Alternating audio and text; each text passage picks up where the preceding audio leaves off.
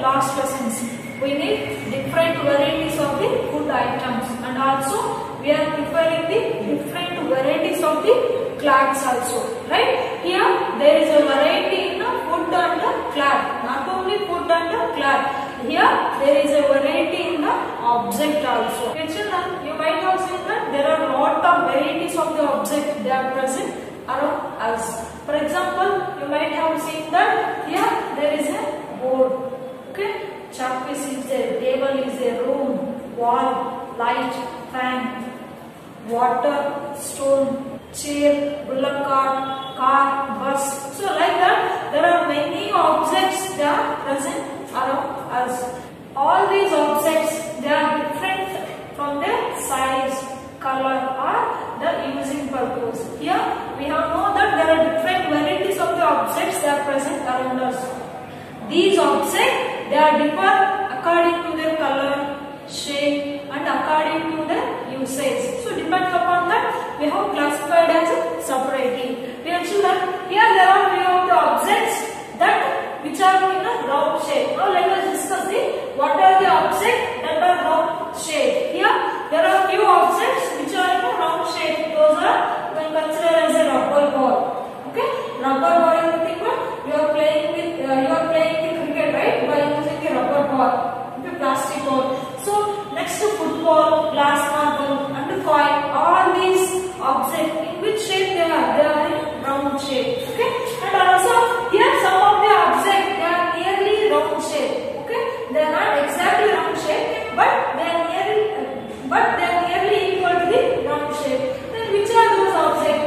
You might have seen the apple, orange, earthen pots. They are in round shape, right? Here we have classified the object depending upon the shape. Here we have used round shape object only. And also here some of the objects that are edible. Here edible is nothing but eatable. Dear children, as we have learnt in the second chapter, here some of the objects that are eatable. For example, food items you can consider. Here idli, it is in round shape, right? Idli, dosa, chapati, roti. Some of the food items and some of the fruits, those are eatable also. And also they are having the certain shapes. And here and also here some of the objects they are made from the plastics. Okay, you might have seen that some of the objects they are made from the plastic. For example, bucket, okay, jug, chair, toys, water containers. Okay, like that some of the objects they are made from the plastics. Yes, by looking all these objects, we have noticed that here some of the objects we have categorized, we have grouped into according to the shape, right? According to the shape we have grouped, and according to the what they are made up of, right? Here some of the objects they are made up of plastics. We have discussed, right? So like that, here we have classified the object depending upon their shape and depending upon their color, what they are made up of. Depending upon these characteristics, we have classified the objects. Like this, there are so many objects that are present around us. Here, we have grouped these objects on the basis of their shape, on the basis of their color, or the usage, or what they are made up of. Depending upon this basis, we have grouped the objects. And also, dear children, you might have observed that all the objects they are made up of one or two materials. So for example, if you consider the pen, pen it is made up of the two material. One is plastic and another one is metal, right? So while writing that, this is the metal part and this is the plastic part. Okay, this pen it is made up of the two materials. Like that, the object around us they are made up of one or more than one of the materials. Here the material may be plastic, glass, wood, and some of the metals, etc. So these materials, the object around us they are made up of. Yes, children. Now let us begin with one of the activity, that is activity 1. Look at this video. Dear children, now let us do the activity first. To do this activity, here I have collected the many objects. That is, here I have collected the water bottle, key, pen, sharpener, chalk piece, stones, wood and duster with some books. So these are the materials I have collected. Now we have to separate the material. I will separate these as the object because they are made from the paper, and these two objects I will make one group because these two objects they are made from the wood, and these objects I can made into one group because they are made from the metals, right? And here these I have made as another one group because these are the stone, and these two are one group because these two are made from the plastic, and chalk piece is separate group. And here in this activity I had separated the materials which are made from the plastic, wood and some of the metals. From this activity we have noticed that these objects they are made from one or more than materials. Students, we have seen that in that activity we have taken the variety of the materials which are present around us, and also we have noticed that all the objects they are made up of one or more than the material, right? So here there is here they have given one of the table and certain objects and what are the materials they are made up of. In that first one is plate. If you consider the plate, it is one of the object. You might have seen that nowadays we are obtaining the plate. The plates they are made up of different materials. Here the plate it can be made from the steel, glass, plastic, paper, even with leaf also. You might have seen that in olden days we are eating the food in the leaf, right? So that is also we can consider as one of the plate. Here the plate it can be made from the materials like steel, glass, plastic, paper, etc. Okay. Next one that is pen. Yes, children. As I said before, here pen it is made up of the two material. One is plastic. So it is made up of one of the plastic material and one of the metal material. Here the pen it can be prepared by using the two materials. Here from this activity we conclude that all the objects they are made up of two or more than the materials. Yes, now let us discuss the another activity, that is activity 2. Children, now let us begin with the second activity, that is activity 2. Here in this activity they have given certain materials. By using these materials, which of the objects we can make. Now let us discuss what are the materials and the objects we can make. Here first one is wood. By using the wood we can prepare the chair, table, clock, boulevard and its wheel. Like that, by using the wood we can prepare the many objects.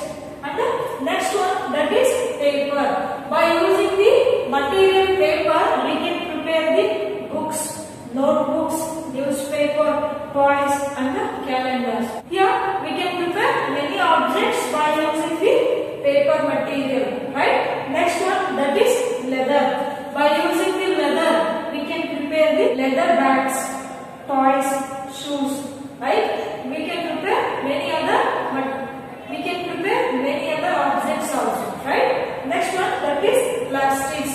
By using the plastics we can prepare the bucket, jug, plastic chair, pen. Like that we can prepare many objects around us. And also here they have given another one that is cotton. By using the cotton we can prepare the cotton cloths as we have learned in the third chapter. That is from the cotton we can prepare the cotton cloths, right? So from the cotton we can also prepare some of the other objects. Here from this activity what we have noticed?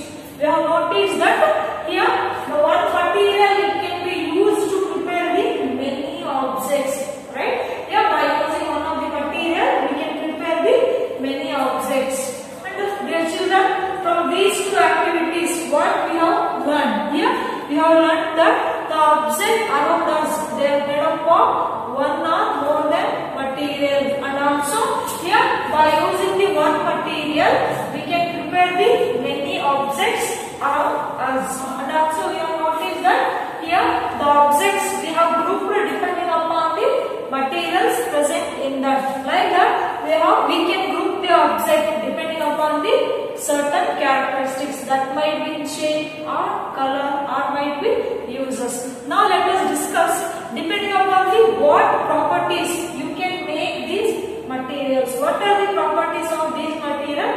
Now let us discuss.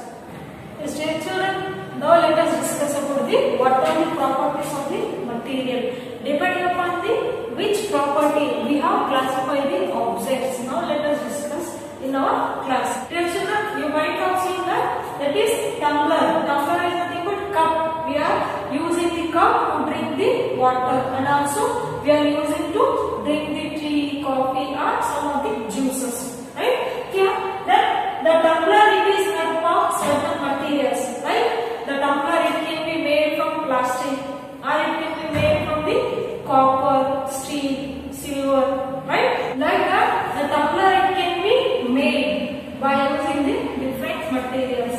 Then what it will happens? If the tumbler it can be made from the cloth here. Suppose if you prepare the tumbler by using the cloth, does it hold the water? No. When you pour the water in the cloth tumbler, the water it will be spilled away. It will be flow away from the tumbler, right? So that here the tumbler we are preparing by using the certain materials which can hold the water, right? Like that, in this manner we are choosing the materials. Here we have choose the materials to prepare the tumbler. We have choose the materials as the plastic, steel, copper. Like that, we are selecting the some of the materials to prepare an object, right? To prepare an object tumbler, we have used here plastic, glass, or we can use some of the metals like the copper, steel, etc. Depending upon the some of the properties and depending upon the some of the purpose, we are selecting the materials to prepare the object. Here, dear children, we are selecting the some of the materials to prepare the object. Okay? Here, tumbler it can be prepared by using the certain materials which is suitable for it. Like that. Now let us discuss what are the properties of the materials we are selecting. Yes, children, you might have observed that the object they will be look different from each other. For example, yeah, cotton it will be looks different from the steel or different from the iron, right? And also here iron it will be looks different from the gold and silver.